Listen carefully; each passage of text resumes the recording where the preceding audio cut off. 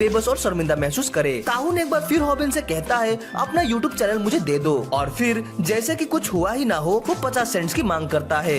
हॉबिन इतना हैरान था कि कुछ कर नहीं पाया और ताहुन ने स्पेंसर को पीटना शुरू कर दिया। उसे यकीन नहीं हुआ कि कोई सिर्फ 50 सेंट के लिए किसी को इतनी बुरी तरह से मार सकता है।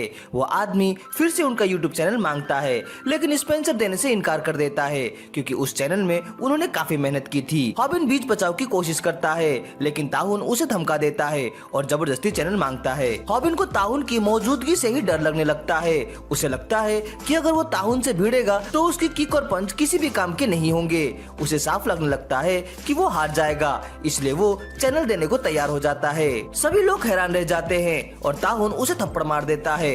हॉबिन कुछ नहीं करता क्योंकि वो बस चाहता है कि मारपीट बंद हो जाए। उसे समझ आता है कि ताहुन जैसे लोगों को ना शर्म आती है ना ही हारने का डर होता है, इसीलिए उन पर कोई असर नहीं होता।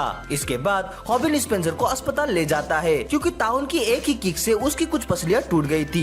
हॉबिन जानता था कि स्पेंसर बहुत गुस्से में है, लेकिन उसे लगता है कि अगर वो ताहुन की बात नहीं मानता तो हालात और भी ज्यादा खराब हो जाते। हॉबिन चाहता था कि अब आगे सारी बातें पुलिस ही संभाले, लेकिन स्पेंसर समझाता है कि वो अपना यूट्यूब चैनल किसी भी हाल में नहीं छोड़ना चाहता, चाहे उसे मार ही क्यों ना खानी पड़े। वो मानता है कि जब हॉबिन ने पेगो के सामने डटकर मुकाबला किया था तो उसे बहुत प्रेरणा मिली थी। उसे लगा था कि अगर कोई कमजोर इंसान ऐसा कर सकता है तो शायद वह भी हिम्मत दिखा सकता है। स्पेंसर सोचता है कि हॉबिन को अपनी इज्जत की कोई परवाह नहीं, लेकिन हॉबिन साफ कह देता है कि उसे कोई दिक्कत नहीं अगर उसके पास इज्जत नहीं है। वो कहता है कि इज्जत से पेट नहीं भरता।